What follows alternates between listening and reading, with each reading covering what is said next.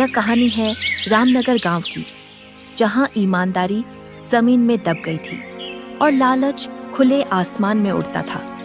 रामू, एक मेहनती किसान, आज अपनी किस्मत को कोस रहा था। उसकी पत्नी राधा की आंखें सूजी हुई थी, क्योंकि सेठ हरपाल का कर्ज अब केवल पैसे नहीं, इज्जत भी मांग रहा था।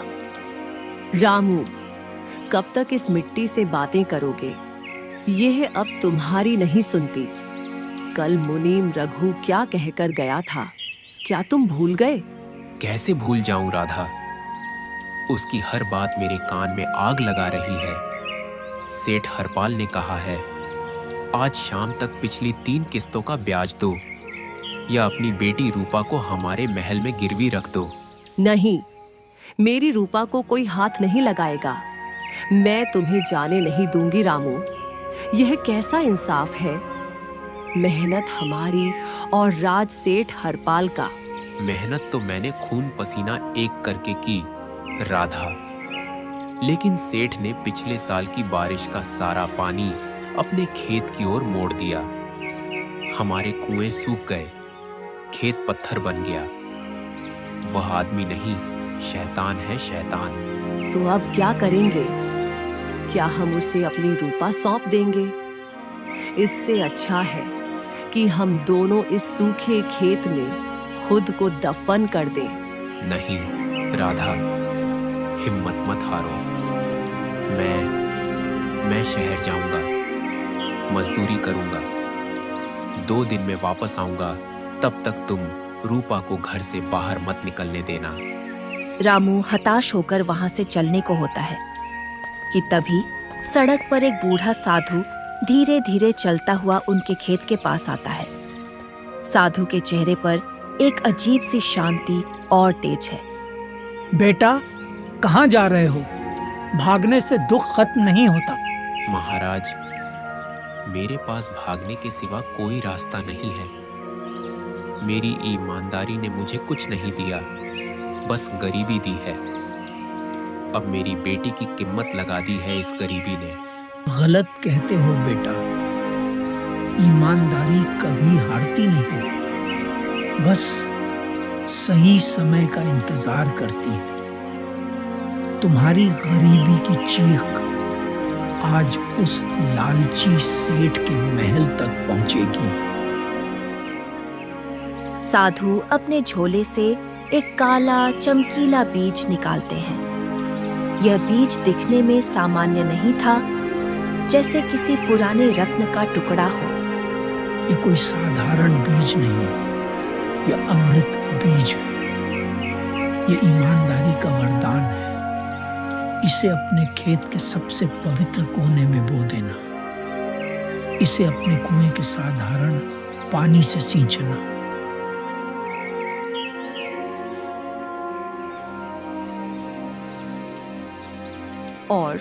और क्या होगा महाराज? ये तुम्हें ऐसी फसल देगा जिससे तुम्हारे जीवन में सोने की बारिश होगी। ये तुम्हारे कर्ज को चुकाएगा और तुम्हारी बेटी की इज्जत बचाएगा। मैं आपका आभारी हूँ महाराज। लेकिन बेटा, लालच इस वरदान का सबसे बड़ा दुश्मन है। यदि किसी आदमी ने एक भी सिक्का लालच से चुराया तो उन पर प्रियजनों के त्याग का श्राप लगेगा। श्राप?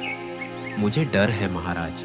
चोर को हर लालची मुट्ठी भर सोने के लिए शारीरिक कष्ट, मानसिक भ्रम और अंततः अपने सबसे प्रिय रिश्ते को खोना पड़ेगा। ये श्राप सोने में नहीं है, ये चुराने वाले के लालच में है। ये श्राप केवल तभी लगता है जब सोना बेईमानी से उठाया जाता है। अब जाओ और अपनी मेहनत और ईमानदारी पर भरोसा रखो। साधु रामू को बीज सौंपते हैं और धीरे धीरे आगे बढ़ जाते हैं।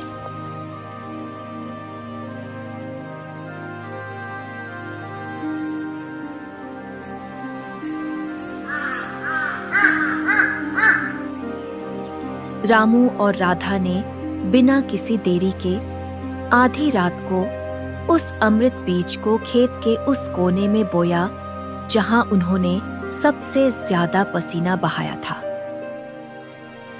रामू ने कुएं से पानी निकालकर उसे सींचा। उनके दिल में डर ज्यादा था, उम्मीद कम थी। जैसे ही पानी मिट्टी को छूता है, जमीन से एक अजीब सी नीली और सुनहरी रोशनी निकलती है।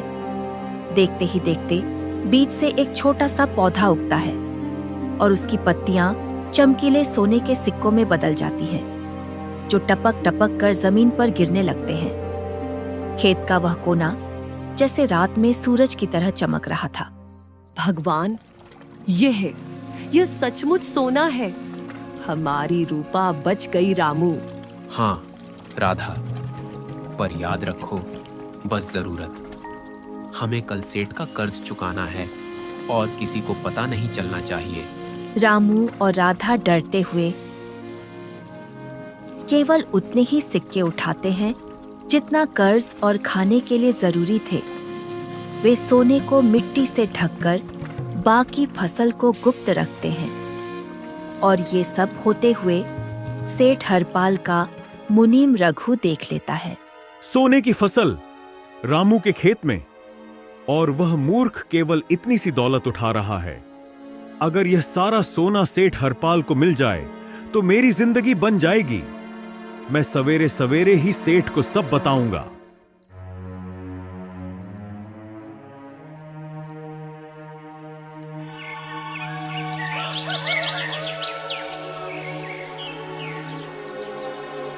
सुबह होते ही मुनीम रघु सेठ हरपाल को रात की सारी घटना के बारे में बता देता है। रघु, अगर तू झूठ बोल रहा है तो मैं तुझे जिंदा जमीन में गाड़ दूंगा। सोना, वो भी रामू के खेत में। मालिक, मैं झूठ नहीं बोल रहा। मैं रात भर सोया नहीं। मैंने अपनी आंखों से देखा। वह फसल नहीं, दौलत है। मालिक, रामू तो बस थोड़ा सा सोना उठा रहा था, जैसे डर रहा हो। डर? रामू को डरने दे। यह सोना हमारा होगा। आने दे रामू को पंचायत में। मैं उसका सारा कर्ज माफ करता हूं, ताकि वह बेफिक्र होकर सोए।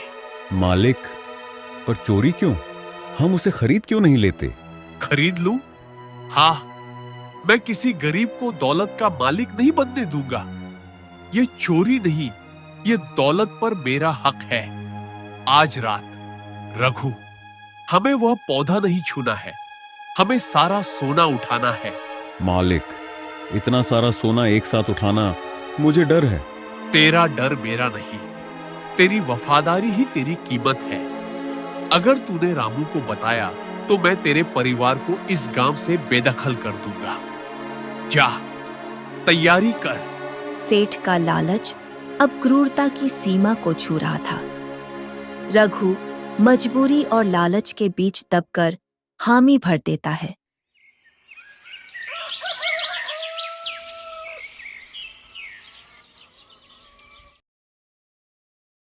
अगले दिन रामू सेठ का पूरा कर्ज चुकाने के लिए मुखिया के साथ सेठ के घर जाता है। मुखिया जी, मैंने सेठ हरपाल का सारा कर्ज चुका दिया। मेरी बेटी रूपा अब सुरक्षित है। रामू, तुम महान हो। तुम्हारी यह ईमानदारी, इसने मेरा हृदय बदल दिया। इसीलिए मैं तुम्हें एक और उपहार देता हूं। मैं तुम्हारा सारा कर्ज आज ही माफ करता हूं। तुम ये सारा धन अपने पास रखो। जाओ रामू, खुशी से जियो। सेठ जी, आप देवता हैं। आपने मेरी इज्जत बचा ली। यह उपकार मैं 7 जन्मों तक नहीं भूलूंगा। आपका बहुत बहुत धन्यवाद सेठ जी। सेठ हरपाल के चेहरे पर लालच की मुस्कान थी। रामू की यह भोली कृतज्ञता सेठ के लिए चोरी का खुला न्योता थी। आधी रात को सारा गांव सो रहा था। रामू निश्चिंत था, लेकिन सेठ हरपाल और मुनीम रघु टोकरी लेकर चोरों की तरह रामू के खेत में घुसे। सोने की फसल रात के अंधेरे में भी चमक रही थी। ओहो, इतना सोना, यह सब मेरा। रघु, तूने सही कहा। रामू तो भिखारी है, और मैं राजा। मालिक, बस जल्दी करो, ये जगह ठीक नहीं लग रही। दूर हट, मैं ही उठाऊंगा।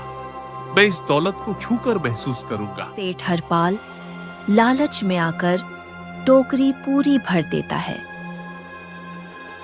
जैसे ही सेठ हरपाल लालच की टोकरी पूरी भरता है, उसके शरीर में अचानक बिजली के झटके जैसा तेज दर्द उठता है। यह दर्द इतना असहनीय था कि सेठ कांप जाता है। आह! आह! यह क्या? मेरे हाथ पैर अकड़ गए। ये क्या हो रहा है?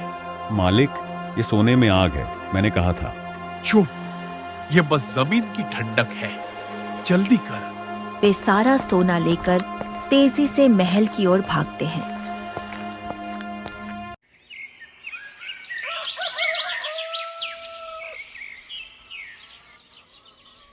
अगली सुबह सेठ हरपाल की तिजोरी सोने से भरी थी, पर उसके शरीर का दर्द भयानक हो चुका था। वह अपनी पत्नी कृष्णा, जो उसकी सबसे प्रिय थी, उसके पास गया ताकि उनका प्यार उसे इस दर्द से छुटकारा दिला सके। कृष्णा, मेरी रानी, मैं बहुत अमीर हो गया हूं। कृष्णा कोई जवाब नहीं देती। सेठ चिंतित होता है और उन्हें छूता है। कृष्णा, क्या हुआ? कुछ तो बोलो। तुम चुप क्यों हो? जैसे ही सेठ अपनी पत्नी को छूता है, देखते ही देखते उसका शरीर ठंडा और सख्त होने लगता है। उनकी खुली आंखें अब बेजान थीं और उनका पूरा शरीर पत्थर की मूर्ति में बदल चुका था। यह दृश्य इतना भयानक था कि देखने वाला कांप जाए। आह! कृष्णा, नहीं, ये क्या हो गया? तभी रघु भागता हुआ अंदर आता है। रघु, मेरी कृष्णा, वह पत्थर बन गई। यह श्राप है। सिर्फ रामू जानता है कि यह क्या है। चल रघु, हमें रामू के पास चलना होगा। सेठ हरपाल ने सोने की 2 बड़ी मुट्ठी भरकर चोरी की थी। पहली मुट्ठी ने उसे तेज शारीरिक कष्ट दिया।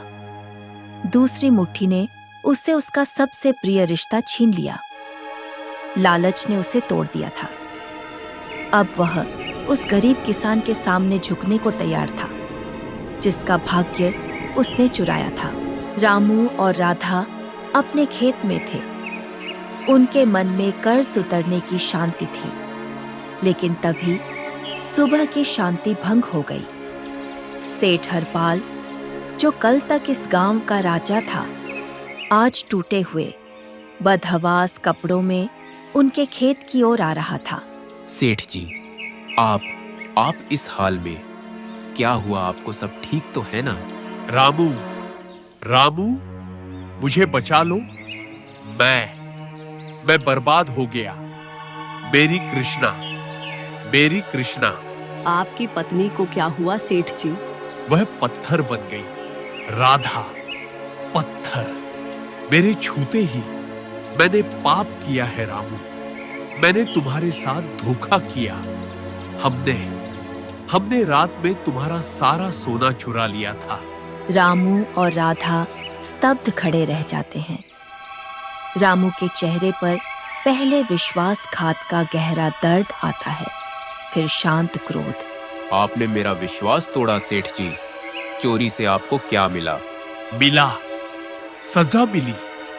जैसे ही मैंने उस सोने को छुआ, मेरे पूरे शरीर में आग लग गई। और फिर कृष्णा, मेरी सबसे प्यारी कृष्णा, वह चली गई। वह सोना श्रापित है रामू। तुम जानते हो कि यह श्राप क्या है। तुम पर यह सब क्यों नहीं हुआ? रामू भाई, साधु बाबा ने तुम्हें जरूर कुछ बताया होगा। हमें इसका सच जानना होगा। वो सब लोग आपस में बात ही कर रहे होते हैं कि तभी वही साधु बाबा वहां आते हैं।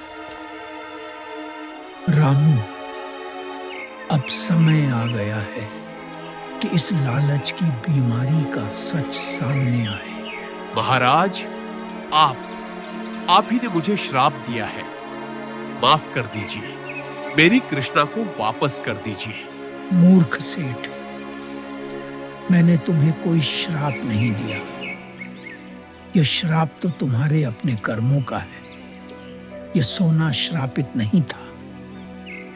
यह सोना सेठ हरपाल का ही था।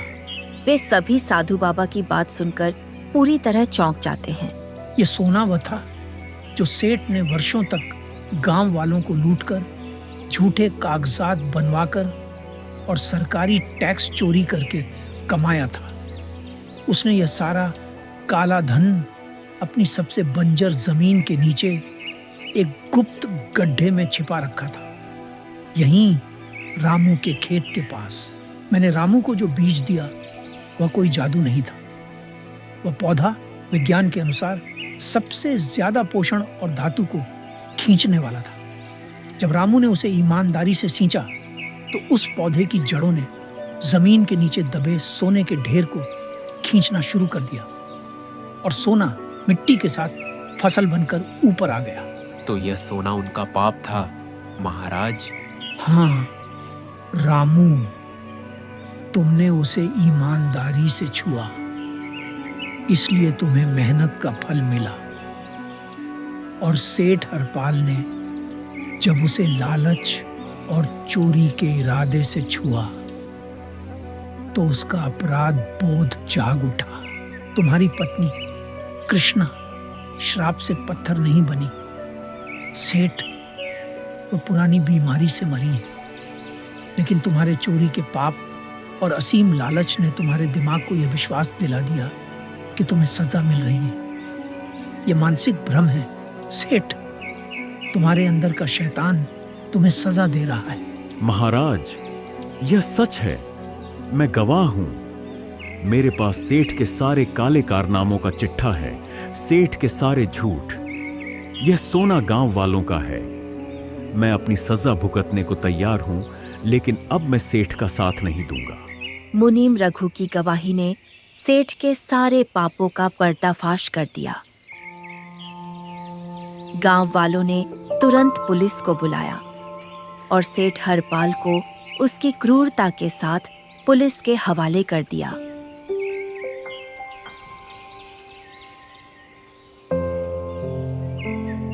रामू, तुम्हारी ईमानदारी ने आज पूरे रामनगर को बचा लिया।